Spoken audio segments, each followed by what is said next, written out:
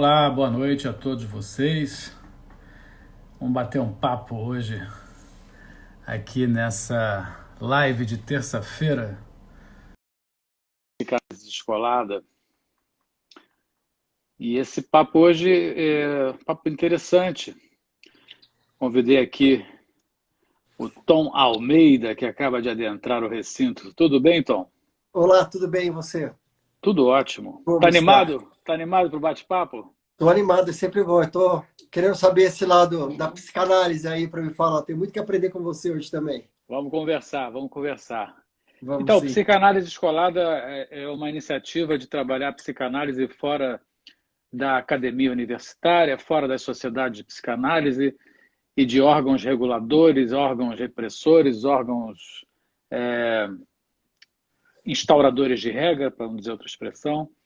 Eu sou psicanalista, mas também sou alguém que faz música, que faz texto, que pensa a partir de ideias que se querem um pouco mais livres, e a psicanálise também nesse movimento de abertura. Né? Eu sou psicanalista que fiz uma trajetória quase que clássica, tradicional, formador de uma instituição de psicanálise, mestrado, doutorado, mas chegou um momento em que eu achei que eu ia me descolar de tudo isso para poder ter uma existência própria e fazer exatamente conexões assim, como essa, conversar com pessoas e, sobretudo, essas lives que ganharam uma nova conotação a partir da pandemia, elas são muito, muito interessantes. Primeiro porque cada vez mais a gente convida pessoas, conhece pessoas muito interessantes, legais, fazendo trabalhos bem interessantes também, e que acrescentam a todos nós de alguma maneira, porque é o bate-papo despretensioso, informal, mas que acaba soltando o melhor da gente, que é a espontaneidade, né? Uhum.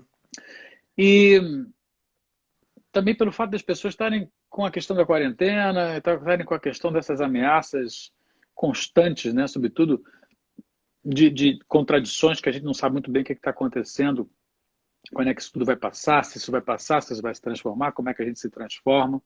Certamente que esse vírus, ele faz cada um de nós, obrigatoriamente, de um jeito ou de outro, ter que se haver com a vida e com a morte, né? Ter que se haver com a ameaça da integridade, a integridade física, a integridade do ir e vir, né? Que está dentro da dimensão do direito humano, dentro da dimensão de um Estado de direito, de um Estado democrático, a capacidade da gente poder pensar livremente e não ter medo, né? Agora parece que não pode chegar perto das pessoas, não pode abraçar, não pode beijar, não pode ficar reunido. E a gente sabe que a gente perde muito com isso. E, por outro lado, a gente também ganha um pouco de tempo de reflexão. Tem sido assim as conversas, tem sido assim como a gente tem pensado por aqui. Uhum. Então, Tom, seja bem-vindo aqui ao nossa live de hoje. E eu pedi a você, Obrigado. aliás, a live se chama Luto e Lutas, né? Muito E luta. pediria então a você que falasse um pouco de você, do seu trabalho e já ah, começasse aí a enveredar pelo que você gostaria de nos contar. Legal. Eu acho que muito obrigado pelo convite. Estou super feliz sempre quando sou convidado de participar de uma live que eu vou para um outro universo, né? Que saio do mundo meu infinito, da minha página. Eu acho sempre interessante. Ontem eu estava numa conversa com alunos de medicina do interior de São Paulo e foi incrível, uma conversa muito boa. Então eu acho sempre muito rico essa troca, assim. Eu acho que a gente Sim, sai ganhando muito, assim. Você vai, fala e sai ganhando um monte de coisa e é uma troca muito rica. E já no começo da sua fala, eu já vi que a gente tem uma coisa em comum, que é essa forma de, você que falou, né, sobre romper os padrões e romper a forma, né, na psicanálise. A minha proposta do infinito, ela é muito semelhante, né, porque falar sobre a morte é um tabu, acho que talvez o maior tabu hoje que a gente tem na sociedade, e a proposta é de buscar uma outra linguagem. Como é que a gente rompe com todos os símbolos, com tudo que se fala sobre a morte, que foi construída e que cria toda essa rejeição, e trazer ela mais perto da gente? Porque na história, né, a morte sempre fez parte da vida. Se a gente vai olhar, e depois a gente pode falar mais sobre isso, ela é muito presente. E daí, com toda a evolução, né, do mundo moderno, da medicina, que tem tudo de sensacional, mas ao mesmo tempo uma coisa que aconteceu foi que a morte foi sendo escondida, ela foi sendo levada para longe da gente. Ela foi colocada numa sala totalmente asséptica, numa UTI, distante, fria, e a gente foi perdendo o contato com isso. Isso foi ficando muito mais difícil. A princípio, parece que é mais fácil lidar à distância, mas na prática ela traz muito mais sofrimento. E eu acho que tem uma oportunidade na morte, nesse processo do morrer, que é uma oportunidade de conexão, de uma possibilidade de explosão de amor, de intimidade, porque é um momento que está todo mundo extremamente frágil e vulnerável, que não dá conta de controlar mais todas aquelas máscaras e controlar mais nada, que as pessoas se abrem e se entregam. Então também tem uma beleza, também tem uma conexão muito forte. E eu não tenho uma formação na área da saúde, minha formação é em comunicação. Eu fui marqueteiro durante 15 anos da minha vida, eu trabalhei no mundo corporativo, negócios. Depois ainda eu fui um empreendedor ainda na área de comunicação. E daí eu fiz uma transição na minha vida, achando que eu ia trabalhar ainda dentro do mundo corporativo, com as pessoas. Eu fui fazer mais a parte de desenvolvimento humano. E no meio do caminho a morte chegou para mim, quando eu estava fazendo essa transição. Com a perda, Para eu perdi você? minha mãe. Chegou para mim, eu perdi minha mãe. Eu tive 3 perdas em 3 anos seguidos. 3 perdas, né? 3 mortes importantes. Então, primeiro foi minha mãe, depois no ano seguinte o meu primo, o Eduardo, um primo super jovem, 41 anos, muito próximo, e depois de um ano o meu pai. E na morte da minha mãe, foi muito parecido como a maior parte dos idosos tem morrido hoje, assim, onde não existe nenhuma conversa, onde daí a pessoa é internada e evolui para um caso mais grave, daí a pessoa é levada para a UTI, e daí é levada para uma intubação e uma sedação, sem que efetivamente a gente participe do processo. O médico vem e fala que é isso e você fala, vai, né? Você não tem nenhuma participação. Você não conversou com a pessoa sobre as escolhas. Será que isso é a melhor decisão? Esse sofrimento que vai ser causado, ele é necessário? Mas na época eu não sabia nada disso. Então eu entendia que toda essa dor, esse sofrimento, fazia parte do pacote da morte. Então, está incluso. Não é opcional. Na época não era opcional. Está tudo incluso e é isso. Esse é o pacote. Sofra e lide com tudo isso. Depois dessa experiência, no paralelo, eu estava vivendo uma experiência com meu primo, jovem, 40 anos, na fase terminal de um câncer, aquilo acontecendo, aquele grande elefante no meio da sala, da morte acontecendo, muitos lutos sendo vividos, né? O luto da vida, porque tem o luto da morte e tem os lutos simbólicos também, né? Que eu acho interessante a gente falar, né? Ele estava vivendo o luto da autonomia dele, ele estava vivendo o luto da pessoa que ele não era mais, ele estava vivendo o luto daquilo que ele não iria viver, ele tinha um luto de não ver a filha dele crescer. Então, vários lutos acontecendo, e eu comecei a abrir espaço de conversa com ele, tipo, que óbvio que foi uma construção, a gente era muito próximo, mas até chegar nessa conversa, de ter coragem de perguntar, você está com medo de morrer? E eu pergunto, eu sempre falo assim, eu perguntei e pedi desculpa, eu falei desculpa, sabe, parece que você entra no terreno que talvez não fosse, deveria entrar. Ele falou, não, por favor, vamos falar sobre isso. Eu preciso falar por isso. Ele falou assim, está chegando a hora e a gente precisa conversar. E a partir desse momento, as nossas conversas ficaram muito mais profundas, a gente se conectou muito mais. Ele me viu como um aliado, que ele poderia falar sobre qualquer coisa, que não haveria julgamento, que eu estaria ali para ouvir e ajudar ele a ver outras perspectivas. E foi a experiência assim, mais transformadora que eu já vivi na minha vida, mais intensa. E eu vi que eu estava criando um espaço que é para a morte acontecesse, diferente do que eu tinha vivido com a minha mãe. Ele estava sendo mais protagonista. A gente estava sendo mais protagonista do processo. Tipo, vai acontecer, não tem como isso não acontecer, mas como é que a gente vai mudando esse processo? Para que ele seja um pouco mais confortável, que ele seja mais completo e mais rico. E foi impressionante, assim, foi muito forte, foi muito bonito também. Foi muito sofrido e também foi muito bonito. Então, em nenhum momento estou minimizando a dor, minimizando a tristeza, só incluindo todos os sentimentos. E com o meu pai, daí, quando o meu primo morreu, olhando para o meu pai estava com 86 anos. Falava, tá chegando. Eu via ele frágil, né? Ficando cada vez mais frágil. Minha mãe já tinha morrido há 2 anos, então ele mais triste. Eu falei, eu preciso conversar com ele. Eu preciso saber o que ele está sentindo, eu preciso saber quais são os desejos, quais são as escolhas, até onde ele quer ir e tudo mais. E eu abri essa conversa, que não foi fácil de ter coragem de você virar para o teu pai e falar, pai, você está com medo de morrer? E foi muito bonito. E muito do que a gente conversou, o difícil foi abrir a conversa, mas depois que ela começou a acontecer, ela fluiu. E muito do que a gente falou foi decisivo no final da vida dele. Tanto é que ele morreu no quarto com a gente, não foi para UTI, os médicos queriam levar para UTI. Eu questionei e falei, me explica, por que UTI? O que vai ser feito lá? Então, foi tudo que eu não tinha feito pela minha mãe, eu pude fazer pelo meu pai.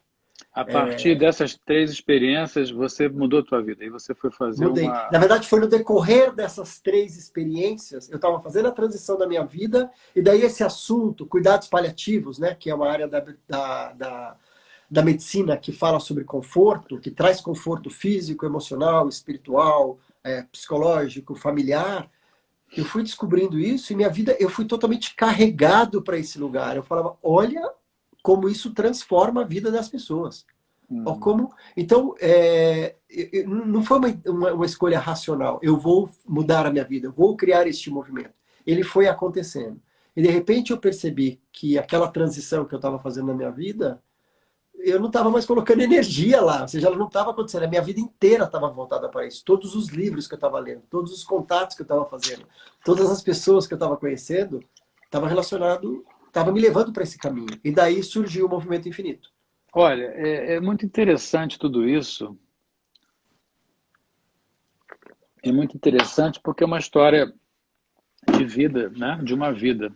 Uma história de uma vida que se toca com um tema, né? Uhum. Eu diria que a morte é mais um elemento dentro de vários, né? Só que ela tem, de fato, primeiro, ela grafa um limite final, que a gente supõe que seja o limite final, Uhum. e ela, por conta disso, ela está em oposição à vida. E a vida é curioso, porque a vida é onde a gente está certo da nossa existência, né?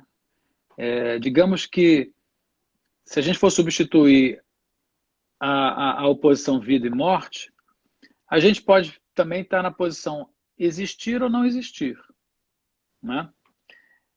Tudo que está aqui está existindo e não necessariamente está vivo no nosso conceito biológico, né? Porque o que é vivo está dentro da lógica da vida, biológico, né? Está dentro da presunção, né? Eu diria até que é uma presunção de que isso pulsa, né? Se a gente pegar, por exemplo, na física, o conceito de matéria e antimatéria, é muito curioso, porque matéria e antimatéria são 2 opostos, assim como é a vida e a morte, o sim e o não, porque são elementos de linguagem, né? Mas o que é muito curioso que a física deduz, e que não é difícil também se deduzir, porque matéria, digamos, é uma existência, e a antimatéria seria aquilo que anularia a existência, né? E eles são elementos de composição físico-química. Então, se você tem matéria e antimatéria com as mesmas valências, mas opostas, você não tem. Você não tem existência. Para haver existência, quer dizer, para haver a vida, você precisa ter uma diferença em favor da matéria. E é essa discussão, melhor, essa é a sacação de toda essa dimensão da física, né? Seja no macro ou no micro, dentro das dimensões cosmológicas e também, por exemplo, se você derivar para a ciência biológica. O que é a biologia, senão a prova de que há um a mais em relação àquilo que deveria estar estagnado a ponto de sucumbir, de desaparecer, né? Segunda observação que eu... Então, assim, a vida ganha. A vida ganha, né? A vida ganha do mesmo jeito que o processo do Big Bang, que é o mito mais moderno da física, que o Big Bang é uma explosão que segue em expansão, esta ideia de que as coisas estão sempre em movimento, sempre em expansão, é exatamente a mesma ideia que diz que a matéria vence a antimatéria, né? Bom, se a gente pega, por exemplo, uma dimensão da física que é paradigmática, que é a física newtoniana, a dimensão toda da termodinâmica, essa física antes do século XX, né? Que o século XX vai ser transformado, sobretudo, por exemplo, pela física quântica, aí já é uma outra história. Mas Uhum. se a gente pega a concepção newtoniana, se a gente pega as leis, por exemplo, desse trecho da física moderna, da termodinâmica, a gente tem a lei da entropia. O que é a lei da entropia? Aquilo que diz que tudo que existe, olha de novo falando da existência, tudo que existe perecerá. Né? Por exemplo, o professor de física ele mostra, ele pega um gelo, um cubo de gelo, e se ele coloca esse cubo de gelo fora do habitat natural dele, que é o congelador ou abaixo de zero, esse cubo ele tende a se liquefazer, ou seja, ele vai perder a sua forma, ele vai até que ele seja evaporado e aí ele vai para o éter e virou alguma outra coisa que talvez não tenha substância, não tenha matéria. Então, qual é a lei da termodinâmica nessa hora, a segunda lei? É que tudo vai perecer, tudo já está perecendo. Então, a psicanálise ela é fundada pelo Freud, ela é continuada muito nessa ideia de conflito, né? Entre vida e morte, entre aquilo que é e não é, entre o que é consciente e o que é inconsciente, entre tudo que é possível de se diferenciar. Pois bem, a gente tem a presunção, ou pelo menos, melhor a palavra está equivocada, eu usei ela errada. A gente tem uma certa condição de esperar e saber que todo ser humano, todo ser vivo perece.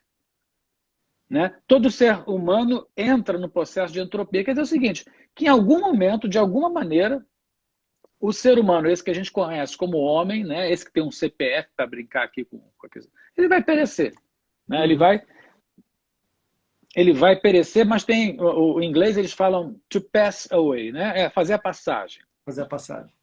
Ou vai nos deixar, né? Ou vai desencarnar, ou vai virar estrela, ou vai desaparecer, ou vai Passar morrer. dessa para melhor. Passar dessa para melhor, né? Ou vai para o saco, quando se quiser fazer É. uma piada, uma brincadeira, né?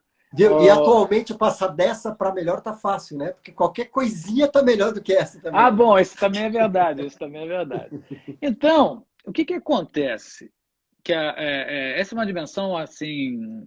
É o último comentário que eu faço para te ouvir um pouco.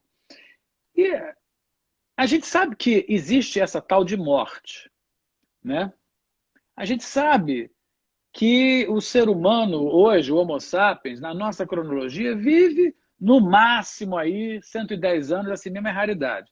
Mas a expectativa de vida deve dar em 70 e 70 e poucos anos, já foi muito menor.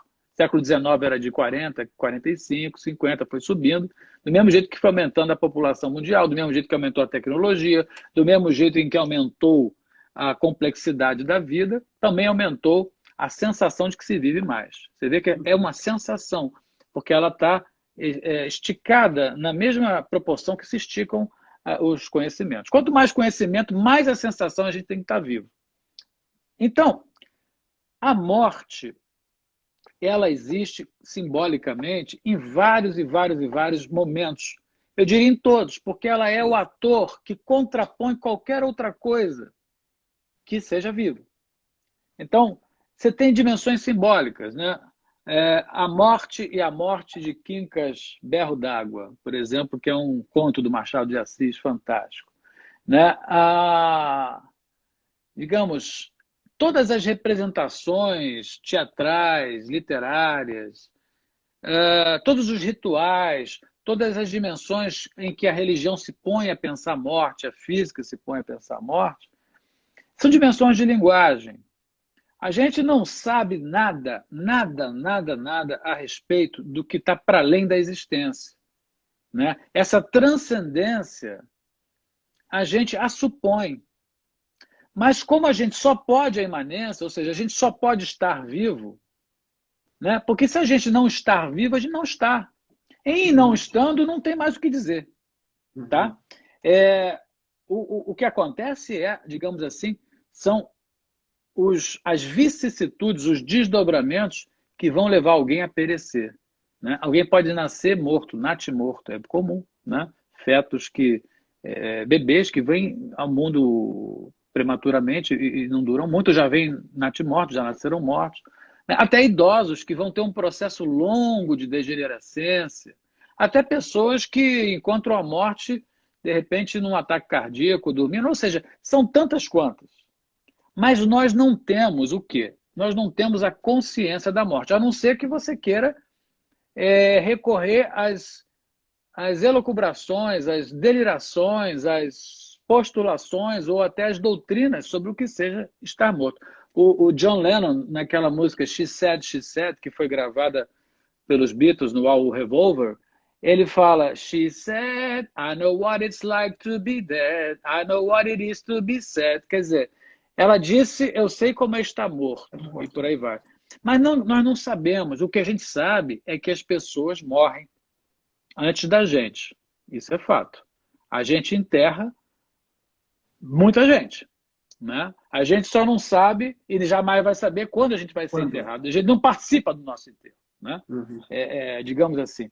E o que eu estou querendo dizer com isso é o seguinte: a morte está por todos os lugares.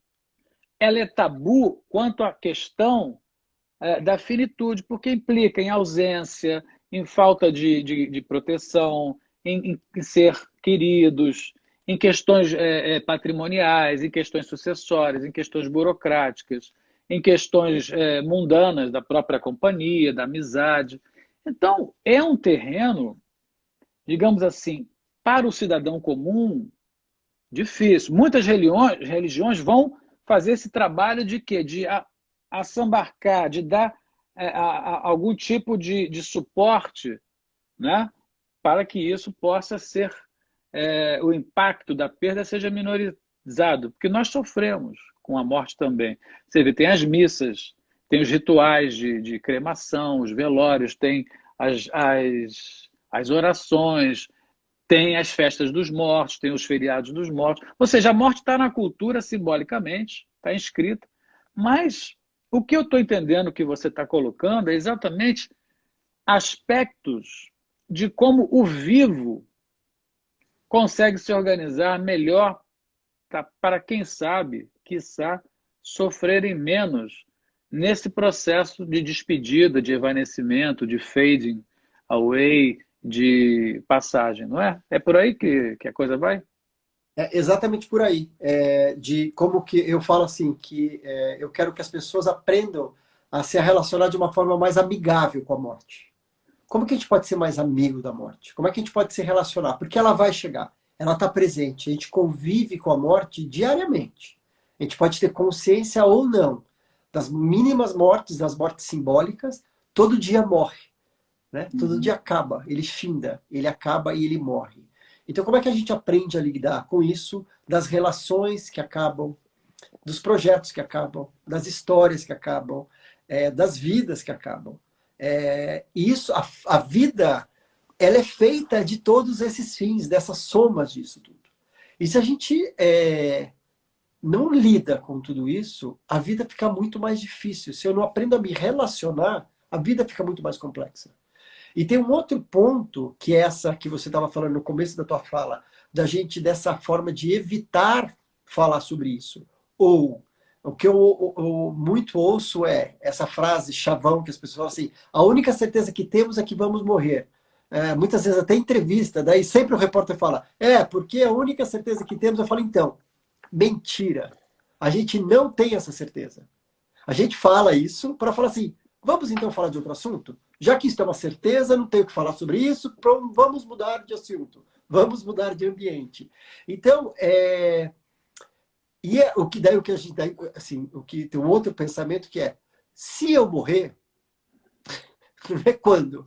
Eu ouço constantemente, não, se eu morrer, não é quando eu morrer. Então, é uma forma de evitar a qualquer custo que isso realmente vai acontecer com a gente. Porque eu acho que é a nossa imaturidade de lidar com a dor. Porque é difícil. É triste. Ninguém está negando isso. Mas se eu incluo, se eu começo a ter uma relação mais amigável, é mais fácil de lidar. Por exemplo, logo que começou toda essa pandemia, eu comecei a ver muitas pessoas muito desesperadas, surtando com todos os planos que estavam previstos, os sonhos, projetos e tudo. E eu não estou querendo minimizar esse sofrimento, mas onde existia a garantia que realmente tudo isso ia acontecer? Então nessa pandemia, ela está colocando a finitude e a impermanência totalmente escancarado para a gente. Tipo assim, tudo é impermanente. Não existe segurança de nada. Então o que eu faço com essa informação? Então eu fico deprimido? Porque já que tudo é impermanente, tudo vai acabar, eu me deprimo e eu vou ficar em depressão? Ou entendo que eu falo assim, então como é que eu tiro o melhor disso agora que está acontecendo? E o que vai, fala, bom, então era para ir. Então eu tenho um sofrimento de desligar, mas eu não fico preso a isso. Então eu tenho um processo de luto, eu vivo aquilo, mas não de uma forma desse apego que faz com que a vida fique ainda mais difícil. E o que é interessante nos encontros que a gente promove, né, com o infinito, sempre tem a morte, né? É o eixo central. Mas a gente fala o tempo todo sobre a vida, sobre escolhas, sobre quem é importante, quem são as pessoas com quem eu quero me relacionar, quais são os projetos que eu quero fazer, que eu estou adiando e que eu gostaria de fazer agora. Se eu receber um diagnóstico, eu tenho um mês de vida, do que eu vou me arrepender? O que vai mais me doer por não ter feito? Como é que eu tenho que vou reorganizar? Então, a morte serve como um balizador para as minhas escolhas, para as minhas decisões. Veja que na psicanálise, eu falava, né, dessa oposição vida e morte, existem dimensões que a gente chama, desde o Freud, de castração. O que é a castração? Dito de uma maneira mais ampla, e não presa ao texto freudiano, que acho que não vale aqui, castração é a dimensão daquilo que se aparece como limite. Ou seja, é uma impossibilidade. Ela pode ser parcial, ela pode ser total. Eu diria que a única castração total é, de fato, essa desaparição, esse turn off, né? Quando você se desliga, quando você passa, quando você perece. Fora disso, está tudo para cá. Tudo para a linha do possível. Né? Por mais que seja difícil, ainda assim é possível. Então, quando você está falando do teu trabalho, que eu estou entendendo que você está levando por uma motivação pessoal e depois por um entendimento que deve passar por estudos, por conversas, por vivências, você está fazendo com que as pessoas possam, de uma certa maneira, dar espaço para conversar sobre isso, até porque isso pode aliviar o sofrimento e pode ajudar pessoas a ajudarem outras que estejam passando por situações difíceis. Pois bem, você sabe que a psicanálise também vai por aí? Ela é, de certa maneira, uma forma também das pessoas lidarem com a morte. No entanto, o que eu poderia dizer que talvez distinga, pelo menos parcialmente, a tua proposta do que se passa dentro da dimensão de morte na psicanálise, é que a morte em psicanálise ela está mais ligada a essa dimensão da impossibilidade, digamos assim, daquilo que é interrompido para não ser possível de ser retomado. Então são as dimensões de corte e de castração que estão ligadas à morte. A angústia da separação é talvez a angústia mais próxima da angústia de morte. O que é a angústia da separação? É exatamente aquela que surge na vida. O primeiro momento de vida do humano, tá? Eu estou preso aqui ao humano, eu poderia falar de outros níveis, mas não será o caso. O primeiro nível de vida do humano é quando ele sai do útero materno, ele vem ao encontro da existência, onde é cortado a ligação simbiótica, né, o cordão umbilical, e ele passa a respirar por si, a demandar alimentação, e evidentemente que, como somos humanos, demandamos tudo. Tudo que pudermos, a gente demanda, e depois as castrações vão frear a gente. Ou seja, Essa hora do corte do umbigo, que não é só o corte do umbigo, mas é a purga do feto, esse bicho homem, esse bicho bebê que vem, pop-up, explode, aparece, né? E que já ganha um nome, ou já tem um nome, e tem toda uma história a percorrer, ele berra de por afeto, ele não sabe por que está berrando, mas tem um psicanalista chamado Otto Rank, que em 1923, lá nos inícios da psicanálise, escreve o livro O Trauma do Nascimento. Mas é que o maior trauma que persiste ao longo de todo o tempo, que vai fundar todas as neuroses, é o trauma do nascimento. Mas depois vai se falar em separação.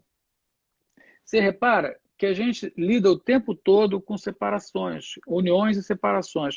Então, essa separação inicial, que é de você como feto depender, você pertence ao corpo materno, né? O processo de gestação é o milagre da vida, porque você vem de substâncias de seres distintos que se encontram e formam algo que vai dar lugar a um corpo, a uma existência, e essa existência ela só é possível porque ela se separa daquilo que a indiferenciava. Ora, o que eu estou querendo dizer aqui é que essa angústia da separação é a angústia que dá origem à vida. A vida. Uhum. E a angústia da vida é a angústia da morte. Uhum. Então, tem uma hora que vida e morte, elas são, de fato, par e passo. Elas são, de fato, praticamente por um triz a mesma coisa. É porque eu voltei ao papo da matéria e da antimatéria, para você ver que é por um triz que a matéria ganha. E quando a matéria perder para a antimatéria, não haverá mais esse conjunto chamado vida para aquele ser. E aí a gente não tem mais o que dizer para lá, a não ser, como eu disse, a partir de construções imaginárias, culturais, religiosas, e delirantes ou não. Então, a psicanálise, ela lida com a angústia de morte, a angústia de castração. E eu estou de acordo, porque a gente sabe que esse advento dessa pandemia, dessa forma, e a gente tem que dizer, lembrar bem que não é a primeira vez que a humanidade enfrenta uma pandemia, mas para quem está vivo, certamente dessa forma né? Porque viveu-se pandemias várias, mas não talvez não que parassem o planeta, com essa dimensão. Né? Eu não tenho... Bom, certamente que a gripe influenza, a gripe espanhola lá de 1918, 19, que chegou no Brasil em 19, ela foi muito mais drástica e ela fez quarentena e tudo isso. Mas depois daquilo, ninguém aqui soube, nem se fala tanto em quarentena, né?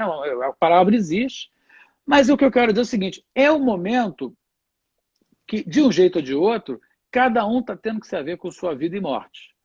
E umas pessoas estão reagindo com alegria, e é muito curioso, porque o meu consultório está cheio de gente diferente. Gente com muita alegria, gente com muita tristeza, muita angústia. Mas, olha, eu posso te dizer uma coisa? É o meu último comentário, que já te devolvo a palavra.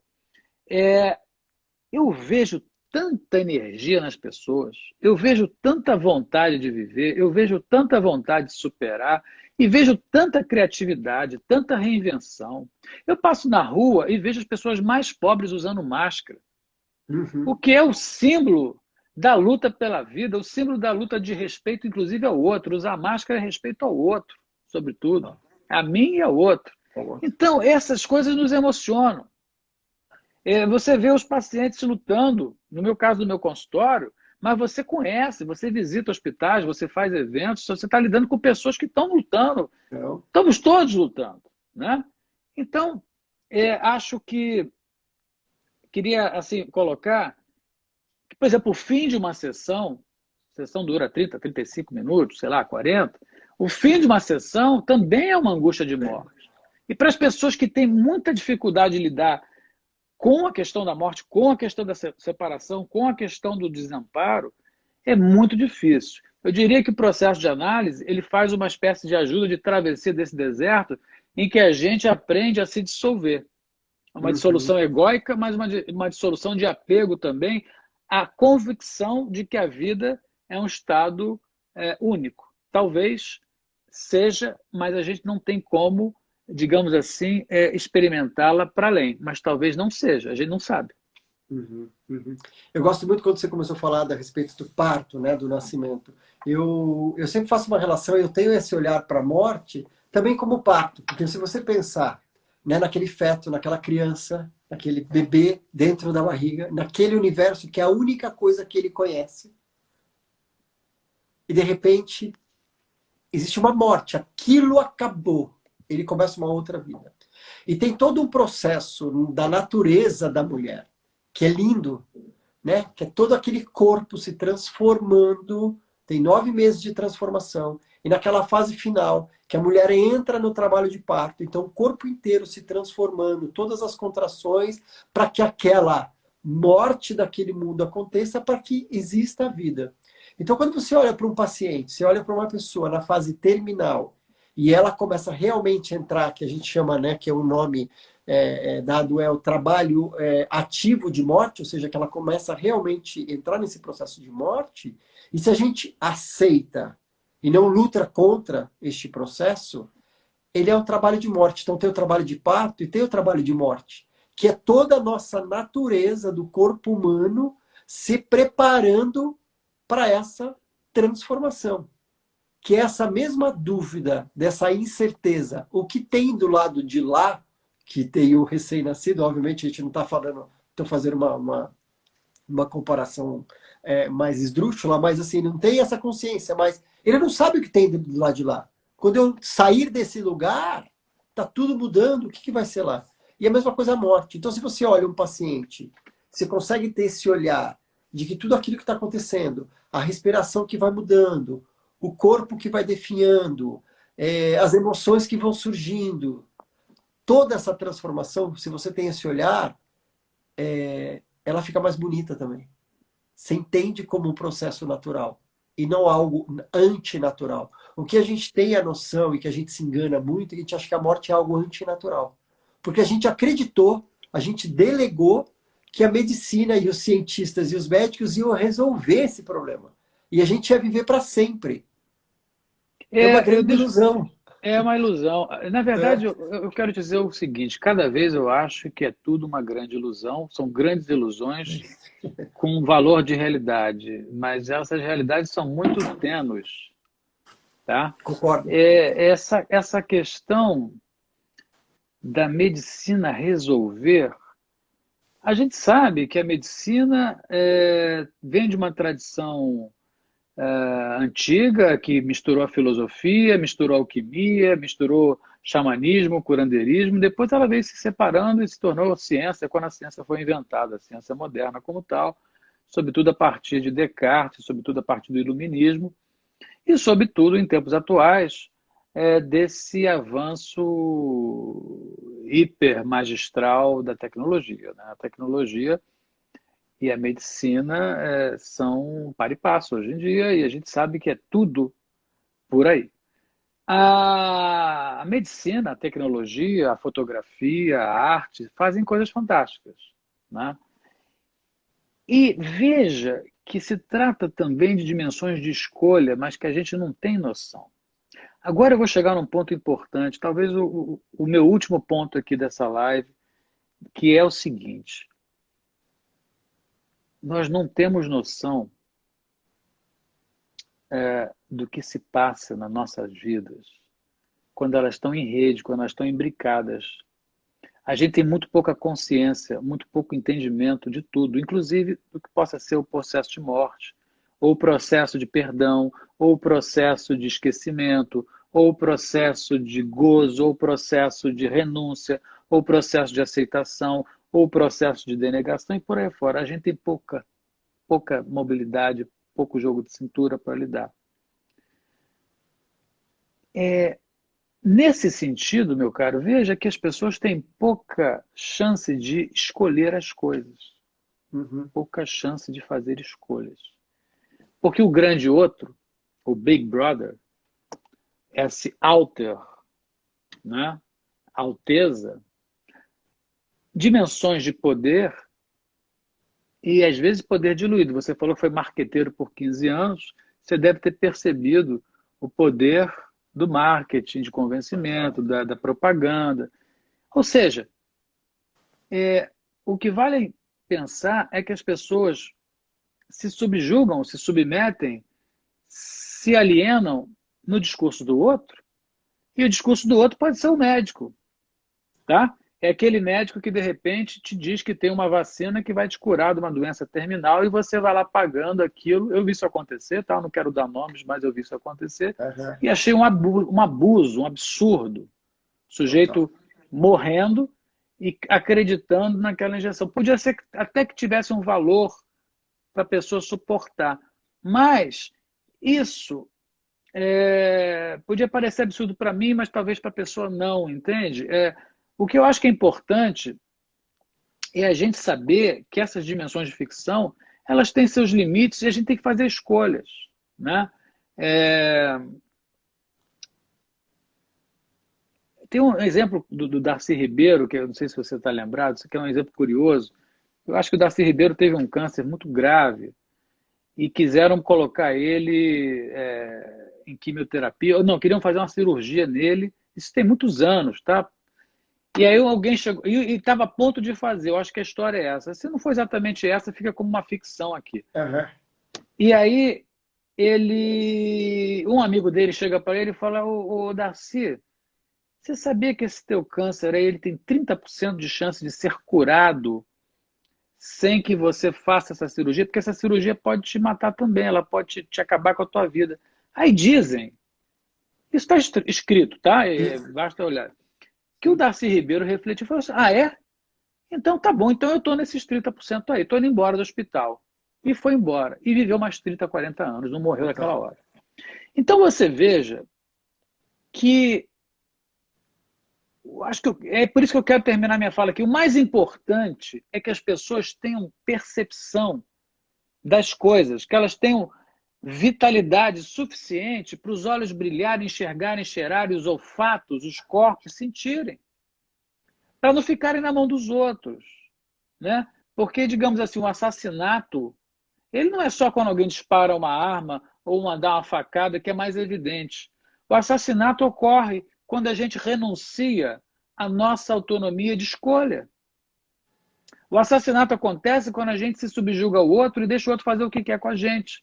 Uhum. Inclusive dizer o que é certo e errado, o que é moda e o que não é moda. Ora, se a psicanálise tem alguma coisa a oferecer às pessoas, é que elas se tornem mais donas dos seus Total. destinos, dentro do possível. Porque, Total. veja bem, existe uma indústria farmacêutica matando muita gente, existe uma indústria de médico colacionando doentes, existe uma indústria do cinema fazendo ficções sobre a morte, mas tem os artistas que também fazem suas ficções, and so on, and so on, and so on, e assim por diante. Meu caro Tom Almeida, um prazer enorme Uhum. conversar com você. Eu falei demais, deixa a palavra com você. Se você quiser responder a pergunta dos nossos amigos, temos aí uns 10 minutos sobrando. Aham. Então, tá contigo a palavra. Maravilha. Eu queria falar sobre isso, que eu também acredito muito nessa autonomia. E hoje o Brasil, nós somos um dos piores países para se morrer. A gente morre muito mal no país. Por falta de cuidados paliativos, por falta de consciência e de educação da classe médica sobre o uso de opioides, de como gerenciar a dor das pessoas. Então, no Brasil, a gente morre por muita dor. E essa mudança, ela vem acontecendo, mas ela é muito lenta. E eu acredito muito que essa mudança a gente também vai fazer por um outro caminho, que eu acho que é o meu papel, que é trazer para as pessoas que são futuros pacientes, futuros cuidadores, futuros familiares, de chegar para um médico, na hora que ele fala isso, e falar assim, mas por quê? Existe uma outra alternativa? Qual é a consequência? E se eu não fizer essa cirurgia? O que vai acontecer? Quais são os prós? Quais são os contras? Então, assim, de trazer esse empoderamento para quem está do lado de cá, porque antes, até então, a relação médico-paciente era uma relação muito hierárquica. Então, o médico fala, a gente fala amém. Então, a gente vai mudar isso. O caminho é de ter essa mudança, essa alteração. Então, acredito que aí uma grande... Pode ser uma grande transformação. De entender. Falar, não, eu estou disposto a correr o risco. Ou então, não, eu prefiro viver os últimos 2 anos da minha vida bem do que viver 3 anos sofrendo e sem viver. Então me conta isso. Então, eu tô disposto. Eu preciso saber todo o cenário para eu poder fazer as escolhas. Me conta isso. Então também vai para um processo dos médicos, dos profissionais de saúde, de aprenderem a lidar com isso. Porque quando eles vêm e expõem isso para um paciente, expõem isso para um familiar, ele está colocando em risco tudo que ele estudou. Ele acha que ele foi formado para salvar a vida. E se ele conta essa possibilidade para o paciente, ele pode ser desmoralizado. Então tem um trabalho aí de autoconfiança muito grande também na área médica com os profissionais de saúde. Então acho que é uma transformação bonita. Espero que ela aconteça mais rápido do que se a gente for nesse fluxo normal, mas eu acho que ela está acontecendo. Mas, na verdade, eu queria voltar para você uma pergunta. Eu queria saber de um psicanalista. Se você soubesse, que eu te garantisse, que daqui 30 dias você vai morrer, o que você ia mudar na sua vida? Olha, é uma pergunta que para mim não faz muito sentido, para ser muito franco. Porque ela me obriga a um exercício imaginário que eu já o faço de outras formas. Uhum. Eu vou responder da seguinte maneira. Eu disse para um amigo meu, quando a gente tinha lá os nossos 18 anos, que eu queria, em algum momento, talvez do meu epitáfio, ter a certeza de que, sim, morri, mas fiz o meu percurso, fiz a minha experiência, vivi, né? Então, eu não estou preocupado com isso, eu estou vivendo intensamente. É isso que eu posso te Uhum. responder, né? Uhum. É, se a gente ficar fixado nessa questão, a gente ela vai virar sintomática, entende? Então, vida e morte são significantes, são sintomas, tá? O que eu vejo é a angústia de morte. E como psicanalista, a gente tem que lidar com ela, tem que trabalhar. Tem pessoas que têm horror a médico, a exame. Realmente, às vezes é muito desconfortável. Mas tem coisas desconfortáveis, como você, às vezes, ter que trabalhar demais, ou você ter que se submeter a uma pessoa que você não consegue separar e que é um horror para você e você não admite. São dimensões de morte também, né? Então, assim, se eu for dizer algo por aí, eu dizer, olha, é, não vamos contar o tempo, não. Vamos contar, digamos assim, a própria respiração, ela responde sem palavras, né? É seguir respirando, né? Não tem Uhum. aquela até a última gota, é até a última respiração, Uhum. né? É, eu não me coloco essa questão, eu Entendi. coloco ela de outras formas. Uhum. Eu queria fazer um comentário sobre o que você estava falando, que é o seguinte: se você for a 10 médicos diferentes, você vai ouvir 10 diagnósticos diferentes, 10 tratamentos diferentes. Tudo bem que eles têm os protocolos e tal. Se você for trocar com pessoas diferentes, você vai ter soluções diferentes. Então, aquele médico que curou, estava desenganado e foi curado. Isso existe. Isso existe. Então, eu acho que isso é bem importante. Quando você está lidando com uma questão que é um problema grave, é um problema sério, é bom você ouvir vários, várias pessoas. Não estou falando só problema médico, não, problema jurídico, ou até Uhum. mesmo uma dimensão psíquica. Porque eu acho que a riqueza da experiência é você ver que possibilidades estão aí dentro da tua experiência, dentro da tua vida. Por quê? Porque muitas vezes você submete. Submete ao primeiro. Aí você Terceirizo. está lá Eu obedecendo. terceirizo. Não, e quer ver o último É. comentário? Tem gente que tem constrangimento de mudar de médico porque Sim. vai magoar o médico. Aí o médico está fazendo bobagem atrás de bobagem. Pode ser o médico, mas pode ser o advogado, tá? Ou pode ser o Tá. psicanalista. Eu não estou aqui falando só do médico, não sei, porque acho que talvez o médico esteja mais ligado ao imaginário que a gente está falando aqui, que está ligado à doença e tal. Mas o padre também pode estar nisso, a família, né? Eu acho que uma coisa que faz a diferença é você, além da tua autonomia, você escolher os teus pares. é você se sentir à vontade. E o que eu vejo é muita gente constrangida para dizer, não, eu não quero mais, eu quero tentar outro tratamento, quero tentar outro caminho, eu quero tentar outra pessoa na minha vida, eu quero morar em outro lugar, eu não quero mais essa vida para mim, né? Você E provavelmente, sabe, quando mudou de vida, você descobriu que dava para fazer outra coisa e foi curtir mais. Né? e um dos maiores arrependimentos que as pessoas têm no final de sua vida é: eu gostaria de não ter vivido a vida em função dos outros e sim em função de mim mesmo. Claro. Então é bem isso. Das pessoas, não, eu não vou magoar o médico, porque senão o que ele vai falar de mim? O que eu vou, não sei o que e tudo mais. Então, acho que nesse processo, que é essa busca de conversar com diferentes pessoas e ouvir diferentes diagnósticos, na verdade, para mim, o que é mais importante é, e para mim, o que importa? O Isso. que eu quero? Se estão me dizendo que eu tenho tempo limite, como eu quero viver esse tempo? O que importa? Eu importo e tudo vale. Se para aquela pessoa assim, por mais que 10 médicos falem assim, não tem cura, e a pessoa fala assim, eu quero tentar tudo porque eu acredito em milagre. Se é para ela isso é importante, eu acho que ela tem que seguir e tem que ter todo o apoio. E uma outra pessoa fala assim, eu não quero fazer nada, eu acredito que vai ser dessa forma. Se para ela isso é importante e que ela está alinhado com o que ela acredita, eu acho que esse é o caminho. Então, eu acho que nesse processo todo, e eu acho que a finitude traz muito isso, que é o que realmente é importante para mim. O que É vale? claro, Quais são é os valores? claro. Eu acho que a essência é essa.